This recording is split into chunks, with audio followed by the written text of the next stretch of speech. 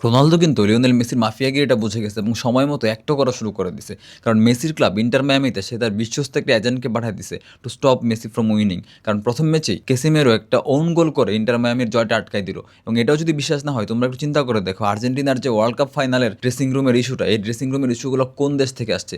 এগুলো প্রথমে ছিল পর্তুগালের, কারণ পর্তুগালের প্লেয়াররা এত ভালো টিম থাকার পরেও ব্রুনো ফার্নান্দেস, জো নেভেসরা রোনালদোকে পাস দিত না। রোনালদো ওয়ার্ল্ড কাপ ফাইনালের আগে এই 20টা আসলে আর্জেন্টিনার ড্রেসিং রুমে দিয়ে দিছে, যাতে হচ্ছে প্লেয়াররা কম্বাইন্ডলি একটা ভালো টিম হিসাবে না খেলে। এবং সেই কাজটাই কিন্তু ফাইনালে হয়েছে। আর্জেন্টিনার প্লেয়ারদের কোনো ট্রেসই পাওয়া যায় না ওয়ার্ল্ড কাপ ফাইনালে, এবং তারা স্পেনের কাছে খুব সহজেই হেরে যায়। তারপর একটু চিন্তা করে দেখো, লিওনেল মেসির যে ক্লাব কেরিয়ার, সে যখন বার্সেলোনা থেকে পিএসজিতে শিফট করলো তখন ওইখানে আগের থেকে রোনালদোর এজেন্ট ছিল কিলিয়ান এমবাপ্পে। এবং কিলিয়ান এমবাপ্পে দিয়েও রোনালদোর পোষায় নাই। সে হচ্ছে পরে সার্জিও রামোসকে কিন্তু খুব ক্লিনিক্যালি সে ওই জায়গায় ঢুকাই দিছে, যে হচ্ছে তার এতদিনের বন্ধু। এর কারণেই লিওনেল মেসি হচ্ছে ইউসিএলটা কিন্তু পিএসজির হয়ে জিততে পারে নাই।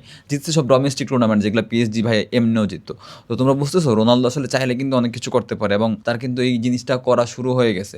আমরা এই জিনিসটার প্রতিফলনটা আরও বেশি দেখতে পারবো 2030 ওয়ার্ল্ড কাপে, যে ওয়ার্ল্ড কাপটা হবে পর্তুগালে। এবং সেই ওয়ার্ল্ড কাপে আর্জেন্টিনার লিওনেল মেসির আসলে কোনো কিছু করার সুযোগ থাকবে না, কারণ সেটা হবে রোনালদোর দেশে।